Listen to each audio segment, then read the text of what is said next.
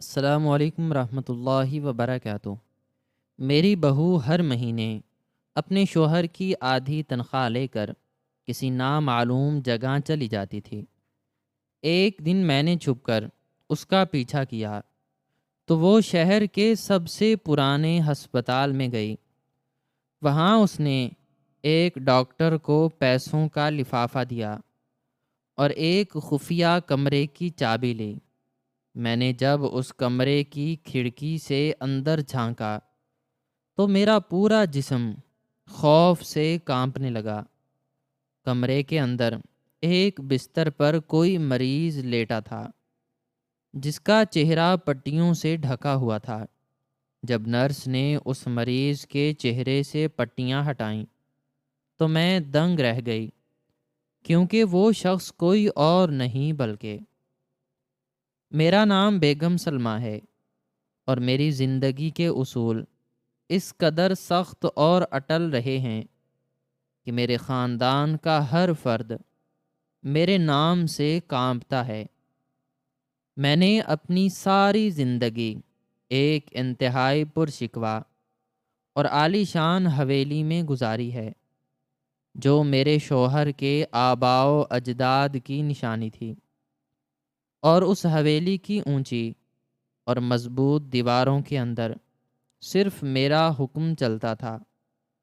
میرے شوہر کے انتقال کے بعد میں نے اپنے اکلوتے بیٹے سلمان کو انتہائی ناز و نیم اور سخت نظم و ضبط کے سائے میں پالا تھا۔ میں نے اسے دنیا کی ہر سہولت اور ہر آسائش فراہم کی تھی، لیکن اس کے ساتھ ساتھ میں نے اسے یہ بھی سکھایا تھا کہ اس گھر کی روایات اور اس کی ماں کا فیصلہ ہی اس کی زندگی کا سب سے بڑا قانون ہے۔ سلمان ایک انتہائی فرما بردار، نیک اور خاموش طبع انسان تھا، جس نے کبھی میری کسی بات سے اختلاف کرنے کی جرت نہیں کی تھی۔ اس نے اعلیٰ تعلیم حاصل کی اور شہر کے ایک بہت بڑے اور نامور ادارے میں ایک انتہائی اعلیٰ اور پرکشش عہدے پر فائز ہو گیا۔ اس کی تنخواہ اتنی زیادہ تھی کہ ہمارے گھر میں دولت کی کوئی کمی نہیں تھی، اور وہ اپنی ساری کمائی لا کر انتہائی عقیدت سے میرے قدموں میں رکھ دیتا تھا۔ مجھے اپنے بیٹے پر بے پناہ فخر تھا، اور مجھے لگتا تھا کہ میری زندگی کا ہر خواب پورا ہو چکا ہے۔ لیکن پھر وہ منحوس دن آیا جب میں نے سلمان کی شادی کا فیصلہ کیا۔ میں اپنے بیٹے کے لیے ایک ایسی لڑکی چاہتی تھی جو اس کی خدمت کرے اور میرے اشاروں پر ناچے۔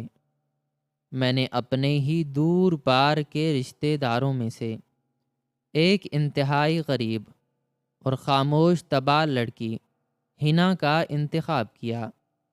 ہنا کے والدین بہت غریب تھے، اور ان کے پاس اپنی بیٹی کو دینے کے لیے کچھ نہیں تھا۔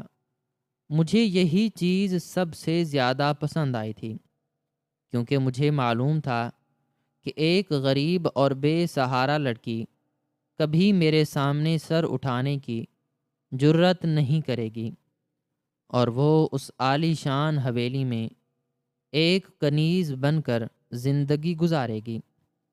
شادی کے ابتدائی چند مہینے بالکل میری مرضی اور میری توقعات کے عین مطابق گزرے۔ ہنا صبح سویرے اٹھتی، پورے گھر کا کام کرتی، میرے لیے ناشتہ بناتی اور میرے ہر حکم کی تعمیل کرتی۔ وہ کبھی میری اجازت کے بغیر گھر کی دہلیز سے باہر قدم نہیں نکالتی تھی، اور نہ ہی کبھی اس نے مجھ سے کوئی فرمائش کی تھی۔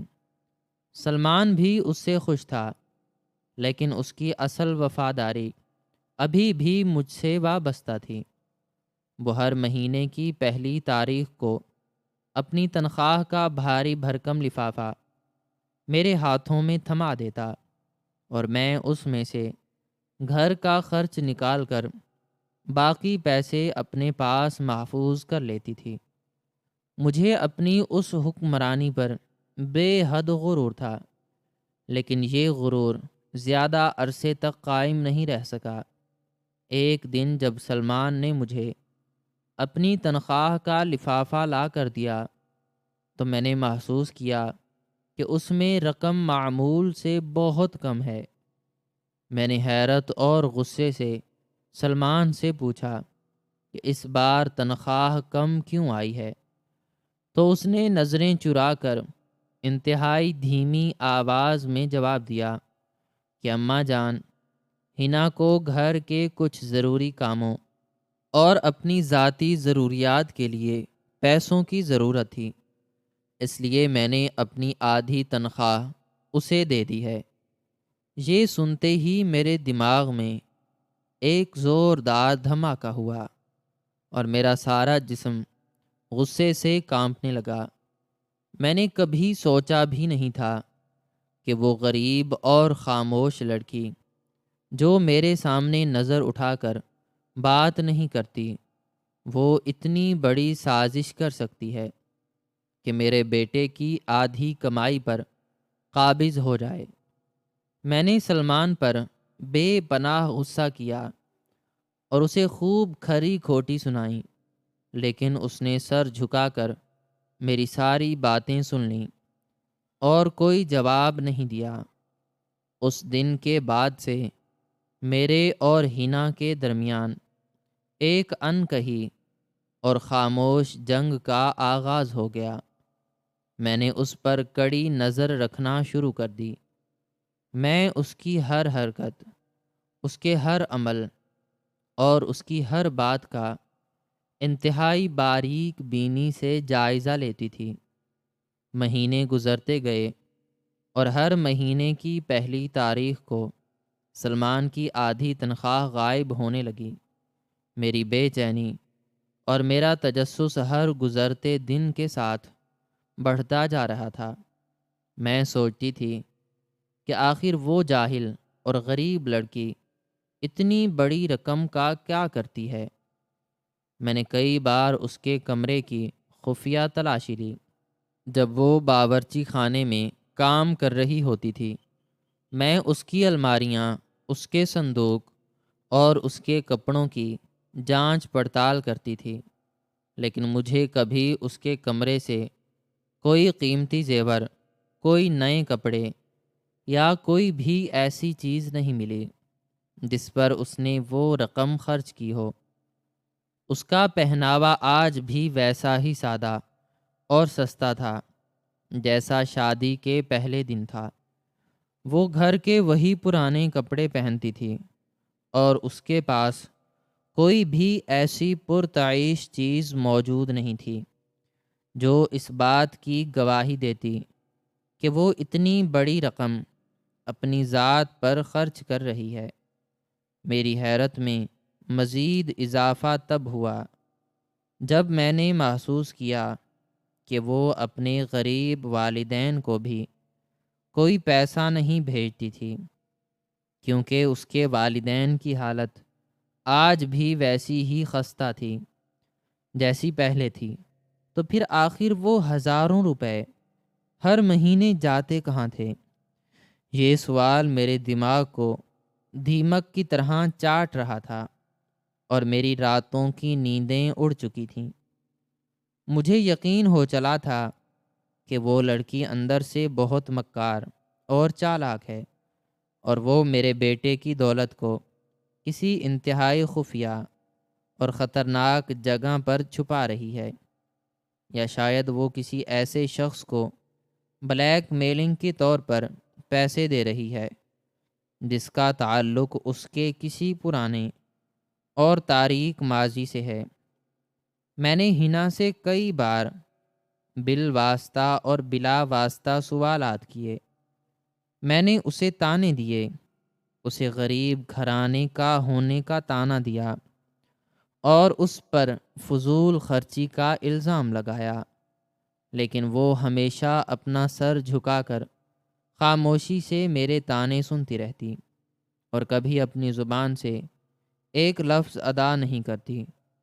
اس کی یہ خاموشی مجھے اور بھی زیادہ غصہ دلاتی تھی اور میرے شک کو مزید گہرا کر دیتی تھی۔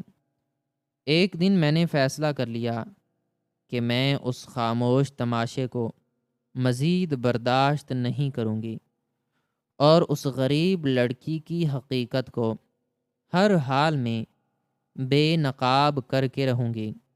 میں نے ایک انتہائی خفیہ اور محتاط منصوبہ بنایا کہ جس دن سلمان اسے تنخواہ دے گا میں اس کے سائے کی طرح اس کا پیچھا کروں گی اور دیکھوں گی کہ وہ یہ رقم لے کر کس نامعلوم منزل کی طرف جاتی ہے۔ میرا ارادہ تھا کہ اسے رنگے ہاتھوں پکڑ کر سلمان کے سامنے اس کی مکاری کا ثبوت پیش کروں گی اور اسے اس گھر سے ہمیشہ کے لیے نکال باہر کروں گی۔ وہ دن آخر کار آ گیا جب مہینے کی شروعات ہوئی اور مجھے معلوم تھا کہ آج سلمان نے اسے اس کے حصے کی رقم دی ہے۔ صبح کے وقت جب میں اپنے کمرے میں بیٹھی اخبار پڑھنے کا بہانہ کر رہی تھی تو میں نے ہنا کو اپنے کمرے سے باہر نکلتے دیکھا۔ اس نے ایک انتہائی سادہ اور پرانی سی چادر اوڑھ رکھی تھی اور اس کے ہاتھ میں ایک پرانا سا تھیلا تھا۔ اس کے چہرے پر ایک عجیب سی گھبراہٹ، بے چینی اور خوف کے آثار واضح تھے۔ وہ ادھر ادھر دیکھتی ہوئی انتہائی دبے قدموں سے حویلی کے مرکزی دروازے کی طرف بڑھی اور خاموشی سے باہر نکل گئی۔ میرے دل کی دھڑکن تیز ہو گئی اور میں نے فوراً اپنی ایک بڑی اور گہرے رنگ کی چادر نکالی جسے اوڑھ کر میں نے اپنے چہرے کو مکمل طور پر چھپا لیا تاکہ وہ مجھے پہچان نہ سکے۔ میں انتہائی تیزی لیکن احتیاط کے ساتھ اس کے پیچھے نکلی۔ وہ سڑک کے کنارے کھڑی ایک کرائے کی گاڑی کا انتظار کر رہی تھی۔ میں ایک بڑے درخت کے سائے میں چھپ گئی اور اس پر نظر رکھنے لگی۔ کچھ دیر بعد ایک پرانا سا رکشہ وہاں آ رہا تھا اور ہنا اس میں سوار ہو گئی۔ میں نے بھی فوراً ایک دوسری گاڑی کو روکا اور اس کے ڈرائیور کو سخت تاکید کی کہ وہ اس کے آگے جانے والے رکشے کا پیچھا کرے اور کسی بھی صورت میں اس سے نظر نہ ہٹنے دے۔ میرا دل زور زور سے دھڑک رہا تھا اور میرے ذہن میں ہزاروں سوالات اور خوفناک خیالات جنم لے رہے تھے۔ ہم شہر کے انتہائی گنجان آباد اور شور و غل سے بھرے ہوئے بازاروں سے گزرنے لگے جہاں ہر طرف انسانوں کا ہجوم اور گاڑیوں کا دھواں تھا۔ میں نے دیکھا کہ ہنا کا رکشہ شہر کے پوش اور امیر علاقوں کو چھوڑ کر ان پرانے اور خستہ حال علاقوں کی طرف مڑ گیا جہاں سڑکیں ٹوٹی پھوٹی تھیں اور عمارتیں انتہائی بوسیدہ اور خستہ حال تھیں۔ مجھے حیرت ہو رہی تھی کہ میرے اتنے امیر اور نامور بیٹے کی بیوی ان غلیظ اور پرانے علاقوں میں کیا کرنے جا رہی ہے۔ سفر کافی طویل اور تھکا دینے والا تھا، لیکن میرے اندر کا تجسس اور میرا غصہ مجھے تھکنے نہیں دے رہا تھا۔ آخر کار کافی دیر کے بعد ہنا کا رکشہ شہر کے سب سے پرانے اور انتہائی ویران علاقے میں جا کر رکا۔ میں نے بھی اپنی گاڑی کو کچھ فاصلے پر روک لیا اور کرایہ دے کر باہر نکل آئی۔ میں نے اپنی چادر کو مزید کھینچ کر اپنے چہرے کو چھپایا اور انتہائی محتاط قدموں کے ساتھ اس کی طرف بڑھنے لگی۔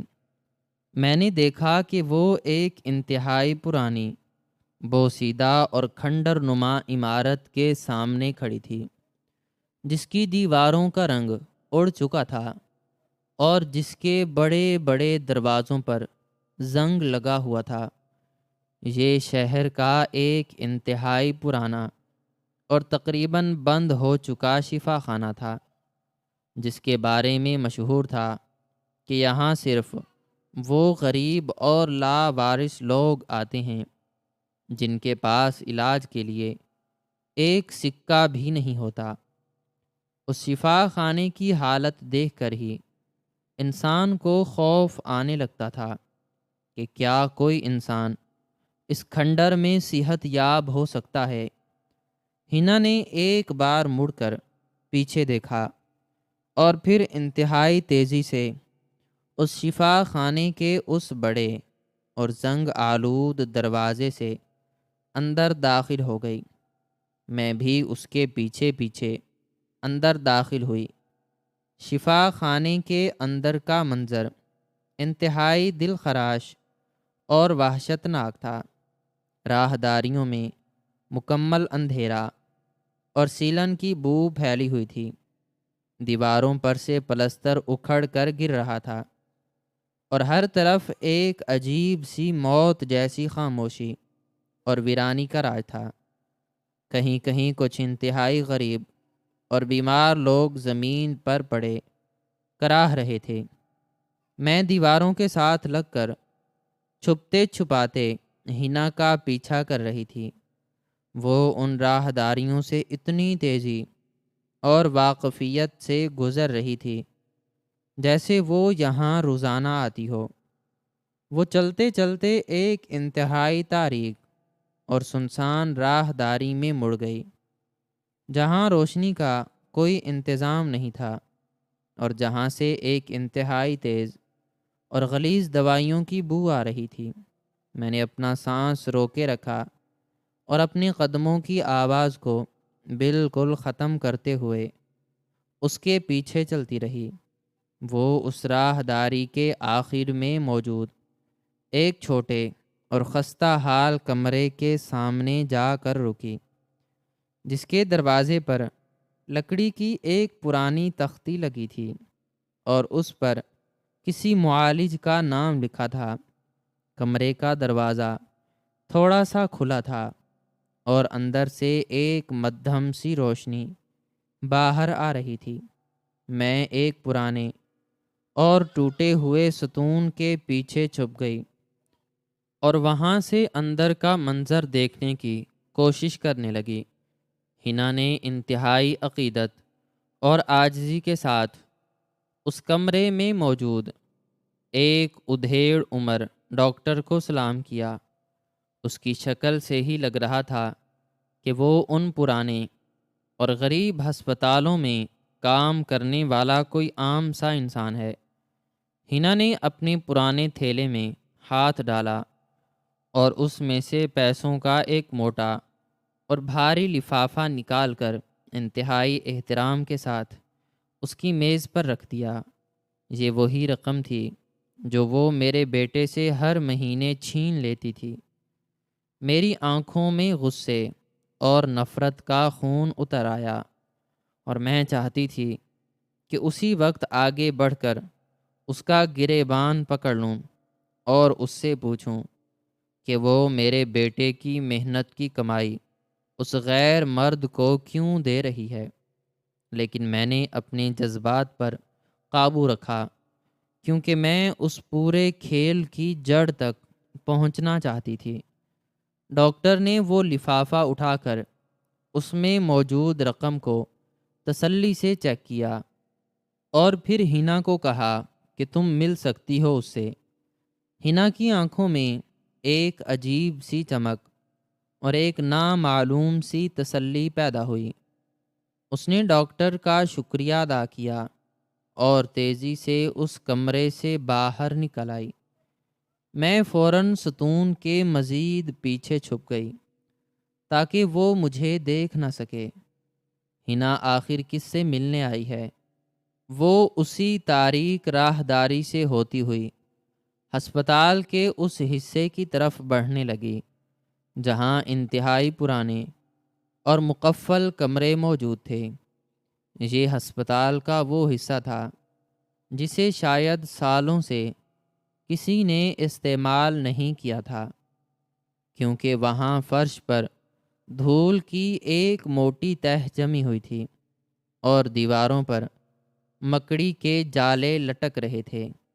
میرے دل کی دھڑکن اتنی تیز ہو چکی تھی کہ مجھے لگ رہا تھا کہ اب میرا سینہ پھٹ جائے گا۔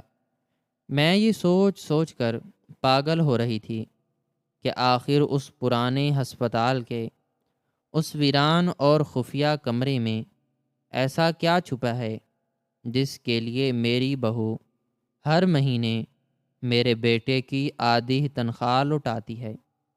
کیا اس نے وہاں کسی کو قید کر رکھا ہے؟ کیا وہاں اس کا کوئی پرانا عاشق چھپا بیٹھا ہے؟ یا کیا وہ کسی انتہائی خطرناک اور غیر قانونی کام میں ملوث ہے؟ ہنا آخر کار ایک انتہائی پرانے اور بھاری لکڑی کے دروازے کے سامنے جا کر رکی، جس پر ایک بڑا اور زنگ آلود تالا لٹک رہا تھا۔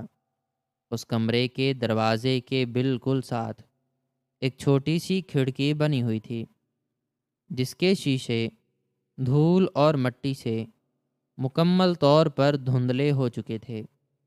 ہنا نے اپنے کانپتے ہوئے ہاتھوں سے دروازے کو دھکا دیا۔ دروازہ ایک انتہائی خوفناک اور کرخت آواز کے ساتھ کھلا اور ہنا اندر داخل ہو کر اس نے دروازہ اندر سے بند کر لیا۔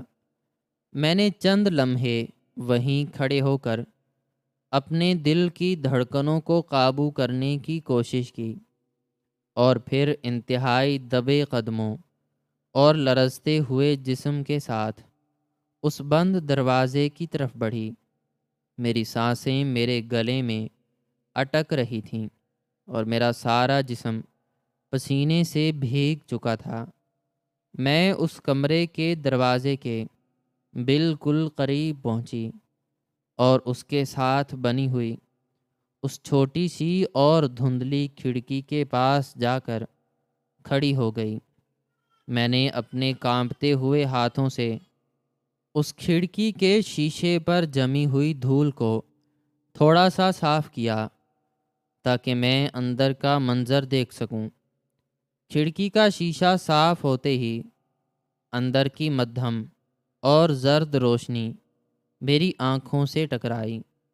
میں نے اپنا چہرہ اس کھڑکی کے بالکل قریب کیا اور اندر کی طرف جھانکا تو میرے پیروں تلے سے زمین مکمل طور پر کھسک گئی۔ میری آنکھیں حیرت، صدمے اور شدید ترین خوف کی زیادتی سے پھٹی کی پھٹی رہ گئیں، اور میرا سارا جسم ایک سوکھے پتے کی طرح لرزنے لگا۔ اندر کا منظر اس قدر بھیانک اور لرزہ خیز تھا کہ میرے دماغ کی تمام رگیں تن گئیں اور میرے حلق سے ایک انتہائی دردناک چیخ نکلنے کی کوشش کرنے لگی، لیکن میں نے اپنے دونوں ہاتھوں سے اپنے منہ کو سختی سے دبا لیا تاکہ میری آواز اندر نہ جا سکے۔ اس تاریک اور سیلن زدہ کمرے کے بالکل درمیان میں لوہے کا ایک انتہائی پرانا اور خستہ حال بستر بچھا ہوا تھا، جس پر ایک انتہائی پر اسرار اور خوفناک وجود لیٹا ہوا تھا۔ وہ کوئی عام انسان نہیں لگ رہا تھا، کیونکہ اس کا پورا جسم اور خاص طور پر اس کا سر اور چہرہ سفید رنگ کی موٹی اور خون آلود پٹیوں سے مکمل طور پر ڈھکا ہوا تھا۔ ان پٹیوں پر جگہ جگہ تازہ اور سوکھے ہوئے خون کے سرخ اور سیاہ دھبے موجود تھے، جو اس بات کی گواہی دے رہے تھے کہ اس بستر پر لیٹا ہوا شخص کسی انتہائی خوفناک اور جان لیوا حادثے کا شکار ہوا ہے۔ اس شخص کے ہاتھ بھی پٹیوں میں بندھے ہوئے تھے اور اس کے جسم کے ساتھ کچھ پرانی اور خستہ حال نلکیاں لگی ہوئی تھیں، جن کے ذریعے اسے کوئی دوا دی جا رہی تھی۔ کمرے میں دوائیوں، پسینے اور گلے سڑے زخموں کی ایک انتہائی تیز اور غلیظ بو پھیلی ہوئی تھی، جو کھڑکی کی درزوں سے باہر آ کر میرے دماغ کو سن کر رہی تھی۔ ہنا اس بستر کے بالکل قریب ایک ٹوٹی ہوئی کرسی پر بیٹھی تھی اور اس کی آنکھوں سے آنسوؤں کا ایک نہ رکنے والا سیلاب بہہ رہا تھا۔ وہ اپنے کانپتے اور نرم ہاتھوں سے اس مریض کے پٹیوں میں جکڑے ہوئے ہاتھوں کو سہلا رہی تھی اور اس کے ماتھے کو چوم رہی تھی۔ اس کا یہ انداز اس قدر ہمدردانہ اور جذباتی تھا کہ میں حیرت کے سمندر میں ڈوب گئی۔ میں سوچ بھی نہیں سکتی تھی کہ میری وہ بہو، جسے میں ایک انتہائی پتھر دل اور خاموش لڑکی سمجھتی تھی، وہ اس کھنڈر نما ہسپتال میں کسی نامعلوم اور خوفناک مریض کے پاس بیٹھ کر اتنی شدت سے رو سکتی ہے۔ میری آنکھوں کے سامنے میرا سارا غرور اور میرے سارے اندازے خاک میں مل رہے تھے۔ میں یہ جاننے کے لیے پاگل ہو رہی تھی کہ آخر اس بستر پر کون لیٹا ہے؟ وہ کون ہے جس کے لیے ہنا میرے بیٹے کی کمائی پانی کی طرح بہا رہی ہے اور جس کے لیے وہ اتنے آنسو بہا رہی ہے؟ اچانک کمرے کے اندر بنے ہوئے ایک چھوٹے سے غسل خانے کا دروازہ کھلا اور وہاں سے ایک ادھیڑ عمر اور تھکی ہوئی سی نرس باہر نکلی۔ اس نے سفید لباس پہن رکھا تھا، جس پر بھی کچھ خون کے دھبے موجود تھے۔ نرس نے اپنے ہاتھ میں مرہم اور کچھ نئی پٹیاں پکڑ رکھی تھیں۔ وہ اس بستر کے قریب آئی اور اس نے ہنا سے انتہائی دھیمی آواز میں کچھ کہا۔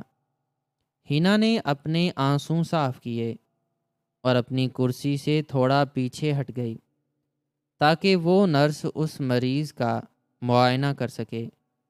میں کھڑکی کے شیشے سے اپنا چہرہ چپکائے ہوئے یہ سارا منظر انتہائی بے صبری اور وحشت کے عالم میں دیکھ رہی تھی۔ میری سانسیں رک چکی تھیں اور میری آنکھیں اس مریض کے چہرے پر جمی ہوئی تھیں۔ نرس نے اپنے ہاتھوں میں دستانے پہنے اور اس نے انتہائی احتیاط کے ساتھ اس مریض کے چہرے اور سر پر بندھی ہوئی ان خون آلود اور گندی پٹیوں کو کھولنا شروع کر دیا۔ جیسے جیسے وہ پٹیاں کھل رہی تھیں، میرے دل کی دھڑکنیں اتنی تیز ہو رہی تھیں کہ مجھے اپنا سینہ درد سے پھٹتا ہوا محسوس ہو رہا تھا۔ میں جاننا چاہتی تھی کہ ان پٹیوں کے پیچھے چھپا ہوا وہ بھیانک اور خوفناک چہرہ کس کا ہے؟ وہ کون سا ایسا راز ہے جسے ہنا نے اتنی صفائی اور اتنی مکاری سے مجھ سے اور اس پوری دنیا سے چھپا کر اس ویران اور تاریک کمرے میں قید کر رکھا ہے؟ میری آنکھوں میں دھندلاہٹ چھا رہی تھی اور میرا جسم خوف سے پسینے میں شرابور ہو چکا تھا۔ نرس کے ہاتھ انتہائی سست روی سے اس مریض کے چہرے سے پٹیاں ہٹا رہے تھے اور میں اس کھڑکی کے باہر کھڑی اس چہرے کے مکمل طور پر سامنے آنے کا ایک انتہائی تکلیف دہ اور لرزہ خیز انتظار کر رہی تھی۔ میرا پورا جسم کسی سوکھے پتے کی طرح لرز رہا تھا اور میرے ذہن میں ہزاروں خوفناک وسوسے جنم لے رہے تھے۔ نرس کے ہاتھ انتہائی سست روی سے اس نامعلوم اور پر اسرار مریض کے چہرے سے وہ خون آلود اور غلیظ پٹیاں ہٹا رہے تھے، اور میں اس کھڑکی کے باہر کھڑی اس چہرے کے مکمل طور پر سامنے آنے کا ایک انتہائی تکلیف دہ، لرزہ خیز اور اذیت ناک انتظار کر رہی تھی۔ میری آنکھیں اس منظر پر اس قدر سختی سے جمی ہوئی تھیں کہ پلک جھپکنا بھی محال ہو چکا تھا۔ میرے دل کی دھڑکنیں ایک بے ہنگم طوفان کی طرح میرے سینے میں شور مچا رہی تھیں، اور مجھے اپنا وجود اس بوسیدہ اور تاریک راہ داری میں پگھلتا ہوا محسوس ہو رہا تھا۔ جیسے جیسے وہ سفید اور خون آلود پٹیاں اس چہرے سے الگ ہو رہی تھیں، میرے اندر کا خوف، میرا تجسس اور میری بے چینی ایک ایسے عروج پر پہنچتی جا رہی تھی جس کی میں نے اپنی پوری زندگی میں کبھی توقع نہیں کی تھی۔ اس نے آخر کار انتہائی احتیاط کے ساتھ وہ آخری پٹی بھی ہٹا دی، اور وہ چہرہ جو اتنے دنوں سے ان پٹیوں کے پیچھے قید تھا مکمل طور پر میری نظروں کے سامنے آ گیا۔ اس چہرے کو دیکھتے ہی میرے پیروں تلے سے زمین ایک انتہائی زوردار اور ہولناک جھٹکے کے ساتھ مکمل طور پر کھسک گئی۔ میرے دماغ میں ایک ایسا خوفناک اور لرزہ خیز دھماکہ ہوا جس نے میری سوچنے سمجھنے کی تمام صلاحیتوں کو ایک ہی لمحے میں خاکستر کر کے رکھ دیا۔ میری آنکھیں حیرت، صدمے اور شدید ترین ندامت کی زیادتی سے پھٹی کی پھٹی رہ گئیں، اور میرے گلے میں ایک ایسی گھٹی گھٹی اور دردناک چیخ پھنس کر رہ گئی جس نے میرے پورے وجود کو چیر کر رکھ دیا۔ وہ بستر پر لیٹا ہوا شخص کوئی نامعلوم انسان، کوئی اجنبی، بھکاری یا ہنا کا کوئی پرانا جاننے والا نہیں تھا، بلکہ وہ ایک ایسا چہرہ تھا جسے میں پچھلے 40 سالوں سے انتہائی قریب سے جانتی تھی۔ وہ کوئی اور نہیں بلکہ ہمارے گھر کا انتہائی پرانا، وفادار اور غریب خادم بابا رحیم تھا۔ بابا رحیم کا وہ چہرہ جو کبھی انتہائی معصوم اور نورانی ہوا کرتا تھا، آج زخموں اور چوٹوں کی وجہ سے بری طرح مسخ ہو چکا تھا۔ اس کی سفید داڑھی خون اور دوائیوں کی وجہ سے الجھ چکی تھی، اور اس کے ماتھے پر ایک انتہائی گہرا اور خوفناک زخم موجود تھا جسے دیکھ کر میری روح تک کانپ اٹھی۔ میں اس کھڑکی کے باہر کھڑی بت بن چکی تھی، اور میرا سارا جسم ایک سوکھے پتے کی طرح لرز رہا تھا۔ میرے ذہن میں ماضی کے وہ تمام مناظر ایک تیز رفتار طوفان کی طرح گھومنے لگے۔ جب بابا رحیم اس حویلی میں جوان اور توانا حالت میں آیا تھا، اس نے اپنی ساری جوانی، اپنی ساری طاقت اور اپنی ساری زندگی میرے شوہر اور میرے خاندان کی خدمت میں گزار دی تھی۔ مجھے یاد آیا کہ جب میں اس حویلی میں ایک نئی نویلی دلہن بن کر آئی تھی تو بابا رحیم نے ہی میرا استقبال کیا تھا۔ وہ اس وقت بھی حویلی کا سب سے قابل اعتبار اور محنتی خادم تھا۔ میرے شوہر اس پر اندھا اعتماد کرتے تھے، اور حویلی کا سارا نظام اسی کے مضبوط کندھوں پر تھا۔ جب میرے شوہر کا اچانک اور المناک انتقال ہوا تو میں مکمل طور پر ٹوٹ چکی تھی۔ اس وقت بابا رحیم ہی وہ واحد انسان تھا جس نے ایک مضبوط دیوار بن کر مجھے اور میرے چھوٹے سے بیٹے سلمان کو دنیا کی ہر بری نظر اور ہر سازش سے محفوظ رکھا تھا۔ اس نے ہمارے خاندانی دشمنوں اور لالچی رشتہ داروں کے سامنے سینہ سپر ہو کر ہماری جائیداد اور ہماری عزت کی حفاظت کی تھی۔ مجھے یاد آیا کہ جب سلمان پیدا ہوا تھا تو بابا رحیم نے اسے اپنے کھردرے اور مضبوط ہاتھوں میں اٹھا کر پورے گاؤں اور شہر میں مٹھائیاں بانٹی تھیں۔ اس کی آنکھوں میں خوشی کے آنسو تھے، جیسے اس کا اپنا سگا بیٹا پیدا ہوا ہو۔ اس نے سلمان کو اپنے بچوں سے بڑھ کر پیار دیا تھا۔ وہ اسے اپنے کندھوں پر بٹھا کر گھماتا تھا، اس کی ہر چھوٹی بڑی ضد پوری کرتا تھا، اور جب سلمان بیمار ہو جاتا تھا تو بابا رحیم رات رات بھر جاگ کر اس کی چار پائی کے پاس بیٹھا رہتا تھا۔ مجھے وہ رات آج بھی کسی تازہ زخم کی طرح یاد ہے، جب سلمان کو بچپن میں شدید بخار ہوا تھا اور باہر طوفانی بارش ہو رہی تھی۔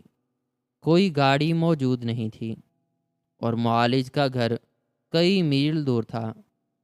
اس رات بابا رحیم نے اپنی جان کی پرواہ کیے بغیر سلمان کو اپنے سینے سے لگایا اور اس طوفانی بارش اور گہرے اندھیرے میں پیدل دوڑتا ہوا معالج کے پاس گیا تھا۔ اس نے اپنی ساری زندگی ہمارے لیے وقف کر دی تھی۔ اس نے کبھی اپنے خاندان یا اپنی ذات کے لیے کچھ نہیں مانگا تھا۔ اس نے ہماری حویلی کی ایک ایک اینٹ کو اپنے پسینے سے سینچا تھا۔ اس نے سردیوں کی یخ بستہ راتوں اور گرمیوں کی چلچلاتی دھوپ میں کبھی آرام نہیں کیا تھا۔ وہ ہمیشہ میرے ایک اشارے پر دوڑا چلا آتا تھا، اور اس نے کبھی اپنی تنخواہ یا اپنی کسی تکلیف کی شکایت نہیں کی تھی۔ لیکن پھر وقت گزرتا گیا، بابا رحیم بوڑھا ہو گیا، اس کی کمر جھک گئی، اس کی آنکھوں کی بینائی کمزور ہو گئی، اور اس کے ہاتھوں میں ریشہ آ گیا۔ وہ اب پہلے کی طرح تیزی سے کام نہیں کر سکتا تھا۔ اسے کھانسی کا شدید دورہ پڑتا تھا، اور وہ اکثر کام کرتے کرتے تھک کر گر جاتا تھا۔ میں جو دولت اور مرتبے کے نشے میں مکمل طور پر اندھی ہو چکی تھی، میں نے اس کی ان تمام قربانیوں اور اس کی اس بے لوث وفاداری کو یکسر فراموش کر دیا تھا۔ مجھے اس کا کھانسنا، اس کا آہستہ چلنا اور اس کے کانپتے ہوئے ہاتھ برے لگنے لگے تھے۔ میں اسے حویلی کے لیے ایک بوجھ سمجھنے لگی تھی۔ مجھے یاد آیا کہ چند ماہ قبل ایک دن جب ہمارے گھر میں میرے کچھ انتہائی خاص اور امیر مہمان آئے ہوئے تھے، میں نے اپنے ڈرائنگ روم کو انتہائی قیمتی اور نایاب قالینوں اور غیر ملکی فرنیچر سے سجا رکھا تھا۔ میں اپنے ان امیر مہمانوں کے سامنے اپنی دولت اور اپنے مرتبے کی نمائش کر رہی تھی کہ اسی دوران میں نے بابا رحیم کو چائے لانے کا حکم دیا۔ بابا رحیم اپنے کامتے اور کمزور ہاتھوں میں ایک بھاری اور قیمتی ٹرے اٹھائے ہوئے ڈرائنگ روم میں داخل ہوا۔ اس کی ٹانگیں کمزوری کی وجہ سے کانپ رہی تھیں، اور اس کی آنکھوں میں ایک عجیب سا خوف تھا۔ جیسے ہی وہ مہمانوں کے قریب پہنچا تو قالین کے ایک کنارے سے اس کا پاؤں الجھ گیا، اور وہ اپنا توازن برقرار نہ رکھ سکا۔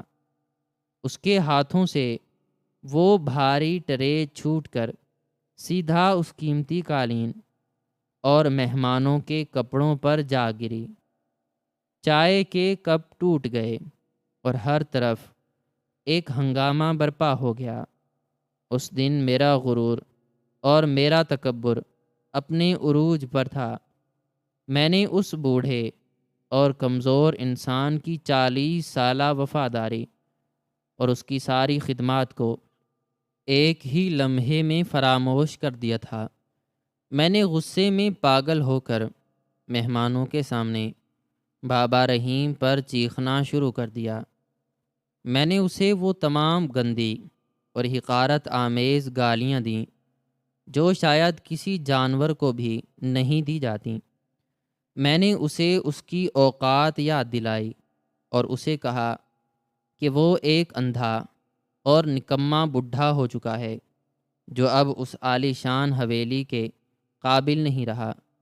بابا رحیم اپنے کانپتے ہوئے ہاتھوں کے ساتھ ان ٹوٹے ہوئے کپوں کو سمیٹنے کی کوشش کر رہا تھا اور اس کی آنکھوں سے آنسو بہہ کر اس قالین پر گر رہے تھے۔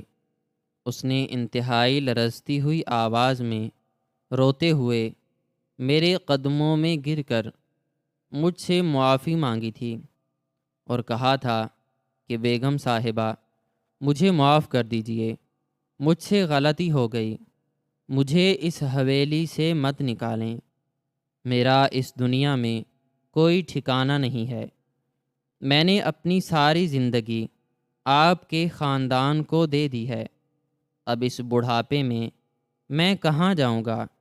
میں اسی حویلی کی چوکھٹ پر مرنا چاہتا ہوں، مجھے صرف ایک کونے میں پڑا رہنے دیں، میں آپ سے کوئی تنخواہ نہیں مانگوں گا، لیکن میرے پتھر دل میں ذرہ برابر بھی رحم نہیں آیا تھا۔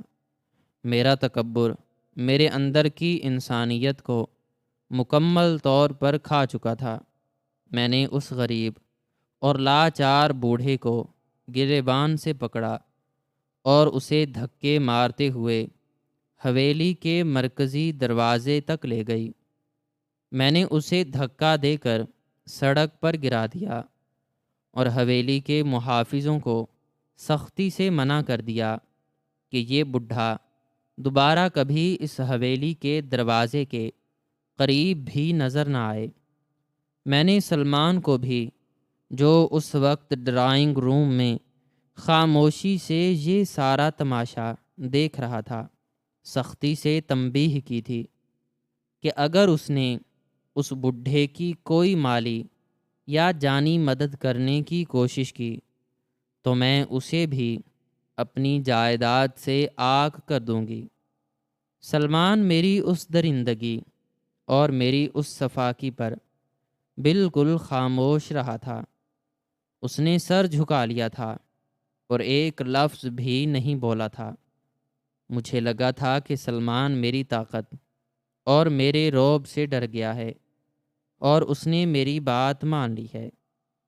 اس دن کے بعد سے میں نے بابا رحیم کا کبھی نام نہیں لیا اور نہ ہی مجھے اس بات کی کوئی پرواہ تھی کہ وہ بوڑھا انسان سڑکوں پر کس حال میں بھٹک رہا ہے، بھوکا ہے یا مر گیا ہے۔ میری زندگی اسی طرح اپنی جھوٹی شان و شوکت اور عیاشیوں میں گزر رہی تھی، لیکن آج اس تاریک اور سیلن زدہ شفا خانے کے اس خوفناک اور خستہ حال بستر پر بابا رحیم کو موت و حیات کی انتہائی بھیانک کشمکش میں مبتلا دیکھ کر میری ساری جھوٹی انا، میرا سارا تکبر اور میری ساری فرعونیت ایک ہی لمحے میں پاش پاش ہو چکی تھی۔ میری آنکھوں کے سامنے سے وہ تمام پردے ہٹ چکے تھے جو دولت اور مرتبے نے ڈال رکھے تھے۔ مجھے اب پوری طرح اور حتمی طور پر سمجھ آ چکا تھا کہ ہنا جو میرے بیٹے کی آدھی کمائی لے کر ہر مہینے غائب ہو جاتی تھی، وہ یہ رقم کسی غلط کام، کسی پرانے عاشق یا کسی بلیک میلر پر نہیں، بلکہ اس وفادار اور بے سہارا بوڑھے کی جان بچانے پر خرچ کر رہی تھی۔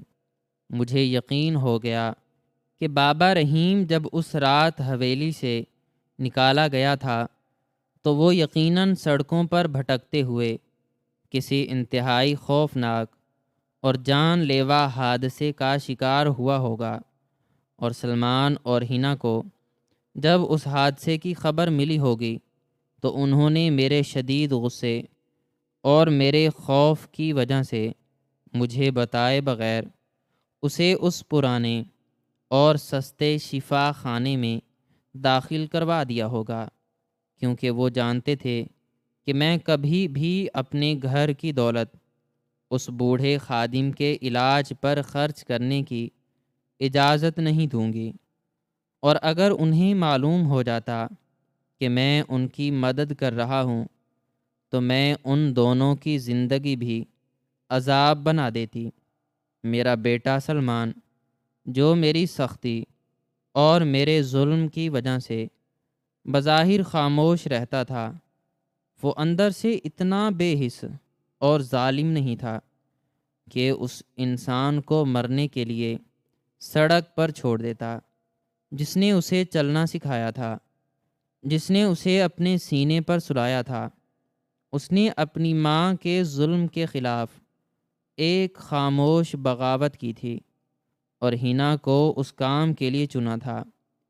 اور ہینا وہ غریب لڑکی جسے میں ہمیشہ جاہل، گنوار، بد تہذیب اور لالچی سمجھتی تھی، جسے میں اپنے گھر کی جوتی کے برابر بھی اہمیت نہیں دیتی تھی، وہ دراصل ایک انتہائی فرشتہ صفت، عظیم اور پاکیزہ عورت تھی، جو اپنے شوہر کے ساتھ مل کر انسانیت کا وہ عظیم فرض نبھا رہی تھی جسے میں اپنی ساری بے تحاشا دولت، اپنے مرتبے اور اپنی نام نہاد تعلیم کے باوجود ادا کرنے میں مکمل طور پر ناکام رہی تھی۔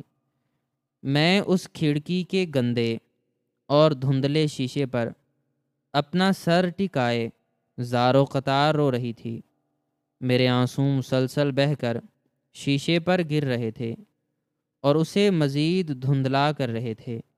میرے اندر ایک ایسی شدید، ناقابل برداشت اور جان لیوا شرمندگی اور ندامت پیدا ہو چکی تھی کہ مجھے اپنا وجود اس دنیا کا سب سے غلیظ، سب سے بدصورت اور سب سے حقیر وجود لگ رہا تھا۔ مجھے محسوس ہو رہا تھا کہ میں کوئی انسان نہیں بلکہ ایک درندہ ہوں جس نے ایک بے زبان اور وفادار انسان کا خون پیا ہے۔ میں نے اس کھڑکی سے دوبارہ اندر جھانکا۔ میں نے دیکھا کہ ہینا ابھی تک اس بوڑھے اور بے ہوش بابا رحیم کے زخمی اور کھردرے ہاتھ کو اپنے دونوں ہاتھوں میں پکڑے ہوئے چوم رہی تھی، اور زار و قطار رو کر اللہ سے اس کی زندگی کی اور اس کے گناہوں کی معافی کی دعائیں مانگ رہی تھی۔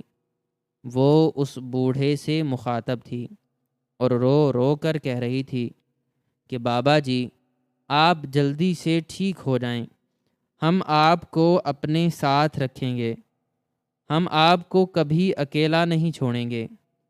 ہینا ایک ایسی لڑکی تھی جس کا بابا رحیم سے کوئی خونی رشتہ نہیں تھا۔ اس نے بابا رحیم کے ساتھ صرف چند مہینے گزارے تھے، لیکن وہ پھر بھی اس کی اتنی خدمت کر رہی تھی جتنی شاید کوئی سگی بیٹی بھی اپنے سگے باپ کی نہ کرتی۔ وہ اس کی غلاظت صاف کر رہی تھی، اس کے زخموں پر مرہم رکھوا رہی تھی، اور میں، جس نے اس بوڑھے کی ساری جوانی اور اس کا سارا خون نچوڑ لیا تھا، میں نے اسے بڑھاپے اور بیماری میں کتوں کی طرح گھر سے نکال دیا تھا۔ میرے ضمیر پر ایک ایسا بھاری اور ہولناک بوجھ آ گرا تھا جس نے میری روح کی ہڈیوں کو کچل کر رکھ دیا تھا۔ میرا دم گھٹ رہا تھا اور مجھے لگ رہا تھا کہ اگر میں نے اسی وقت اندر جا کر ان سے معافی نہ مانگی تو قدرت کا عذاب اسی وقت مجھ پر نازل ہو جائے گا اور میں زمین میں دھنس جاؤں گی۔ مجھ سے مزید اس کھڑکی کے باہر کھڑا نہیں رہا گیا۔ میری ٹانگیں کانپ رہی تھیں اور میرا پورا جسم پسینے اور آنسوؤں میں شرابور تھا۔ میں نے اپنے لرزتے اور کانپتے ہوئے ہاتھوں سے اس پرانے اور خستہ حال کمرے کے دروازے کا ہینڈل پکڑا اور اسے انتہائی آہستہ سے دھکا دے کر کھولا۔ دروازہ ایک انتہائی کرخت اور بھیانک آواز کے ساتھ کھلا اور میں لڑکھڑاتے قدموں کے ساتھ اس تاریک اور سیلن زدہ کمرے میں داخل ہو گئی۔ دروازے کے کھلنے کی اس اچانک آواز کو سن کر حنا ایک دم سے چونکی اور اس نے انتہائی گھبراہٹ اور بدحواسی کے عالم میں پیچھے مڑ کر دیکھا۔ مجھے وہاں دروازے پر کھڑا دیکھ کر اس کے چہرے کا رنگ ایک ہی سیکنڈ میں مکمل طور پر سفید پڑ گیا۔ اس کے چہرے سے سارا خون غائب ہو گیا اور اس کی آنکھوں میں ایک ایسا شدید خوف اور ایک ایسی گہری دہشت ابھر آئی جسے دیکھ کر میرا دل مزید ٹکڑے ٹکڑے ہو گیا۔ وہ جانتی تھی کہ میں اس کا پیچھا کرتے ہوئے یہاں تک پہنچ چکی ہوں اور اسے یقین ہو گیا تھا کہ اب قیامت آ جائے گی اور میں اسے اور سلمان کو کبھی معاف نہیں کروں گی، اور شاید اسی وقت بابا رحیم کا علاج بھی رکوا دوں گی۔ وہ کانپتی ہوئی ٹانگوں کے ساتھ اس ٹوٹی ہوئی کرسی سے اٹھی اور خوف کے مارے دیوار کے ساتھ پیچھے ہٹنے لگی۔ اس کا سارا جسم ایک سوکھے پتے کی طرح لرز رہا تھا۔ اس کے ہونٹ کانپ رہے تھے اور وہ مجھے دیکھ کر کچھ کہنے کی اور صفائی پیش کرنے کی کوشش کر رہی تھی، لیکن خوف اور دہشت کی وجہ سے اس کی آواز اس کے حلق میں گھٹ کر رہ گئی تھی۔ تیماردار بھی میرے اس اچانک اور غضبناک داخلے اور میرے حلیے کو دیکھ کر پریشان ہو کر پیچھے ہٹ گئی تھی۔ حنا نے روتے ہوئے اپنے دونوں ہاتھ میرے سامنے جوڑ لیے اور انتہائی لرزتی اور روتی ہوئی آواز میں مجھ سے منتیں کرتے ہوئے کہا کہ ماں جی، مجھے اللہ کا واسطہ معاف کر دیجئے۔ اس سب میں سلمان کا کوئی قصور نہیں ہے، وہ تو آپ کے غصے سے ڈرتا تھا۔ میں ہی اسے ہر مہینے مجبور کرتی تھی اور اسے قسمیں دیتی تھی کہ وہ مجھے اپنی آدھی تنخواہ دے تاکہ میں اس رقم سے بابا رحیم کا علاج کروا سکوں۔ بیگم صاحبہ، ہم انہیں سڑک پر کتوں کی طرح مرنے کے لیے نہیں چھوڑ سکتے تھے۔ انہوں نے اس گھر کی اور آپ کے خاندان کی بہت خدمت کی ہے۔ میں جانتی ہوں میں نے آپ سے جھوٹ بولا اور میں نے چوری کی، لیکن میرے پاس اور کوئی راستہ نہیں تھا۔ بیگم صاحبہ، آپ مجھے جو سزا دینا چاہتی ہیں دے دیں۔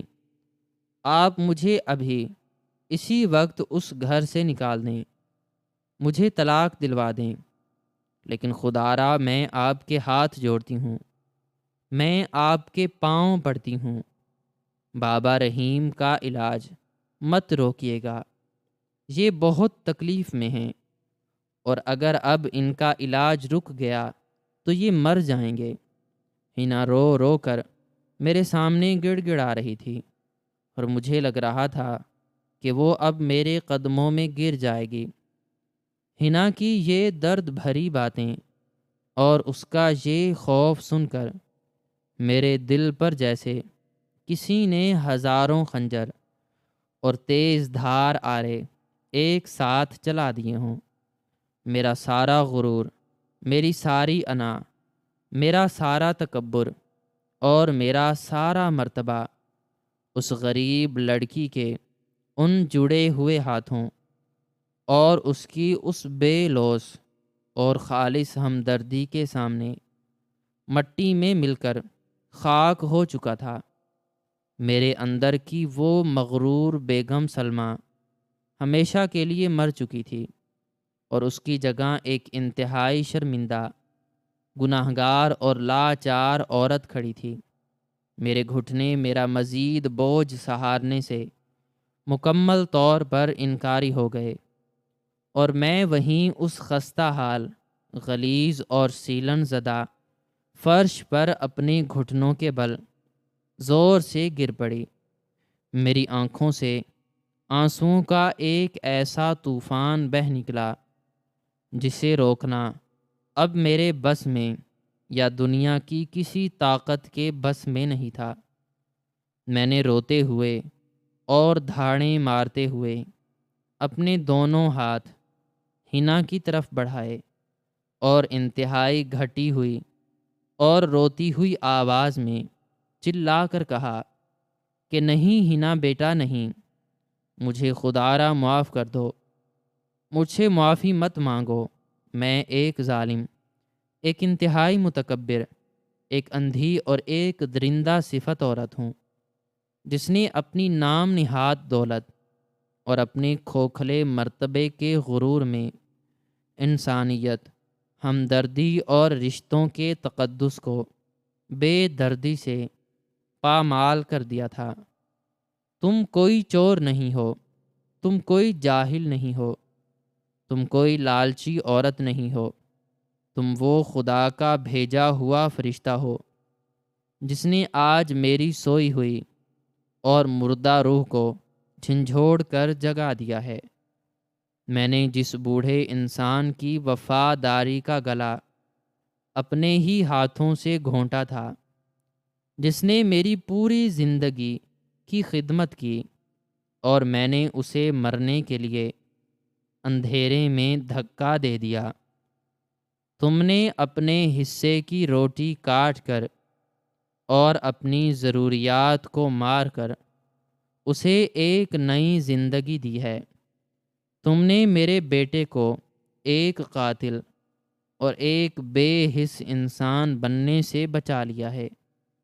تم نے میرے خاندان کی عزت اور ہماری آخرت دونوں کو تباہ ہونے سے بچا لیا ہے۔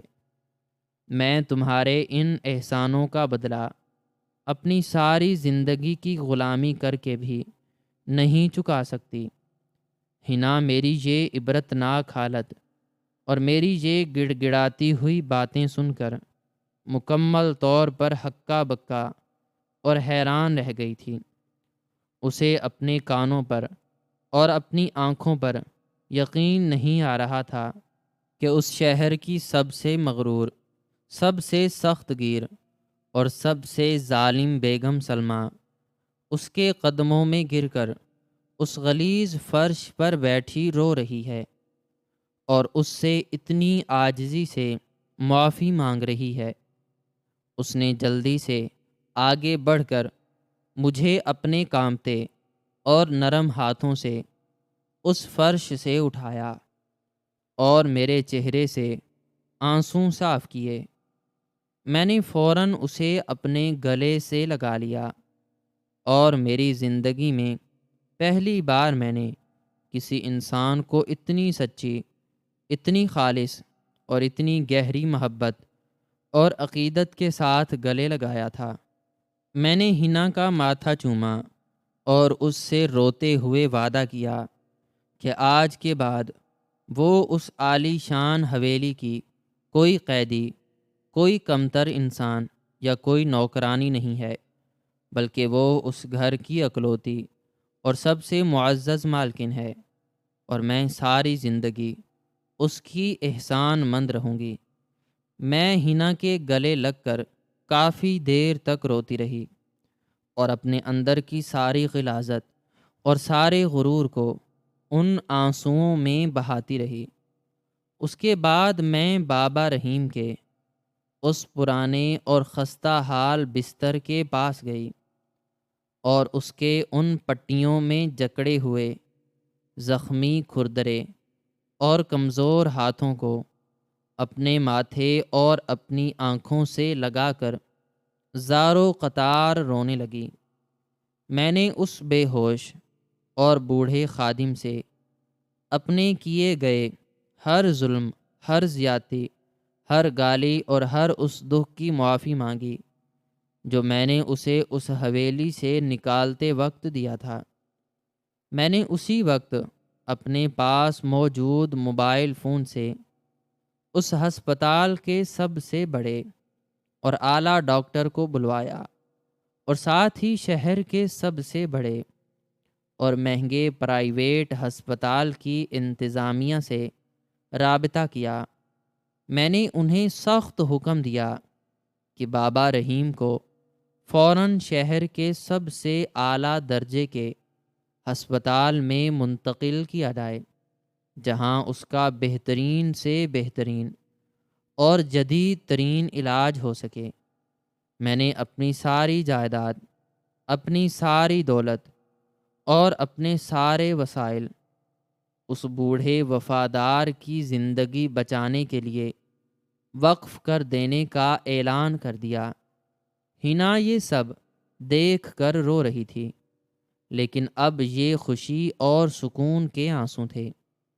کچھ ہی گھنٹوں کے اندر ہم نے بابا رحیم کو اس تاریک اور ویران ہسپتال سے نکال کر شہر کے سب سے بہترین ہسپتال کے انتہائی نگہداشت والے اور شاندار کمرے میں منتقل کر دیا۔ میں اور ہنا رات دن اس کے بستر کے پاس بیٹھے رہے۔ میں نے سلمان کو بھی وہاں بلا لیا۔ جب سلمان نے مجھے بابا رحیم کا ہاتھ تھامے روتے ہوئے دیکھا تو وہ حیرت سے جم گیا۔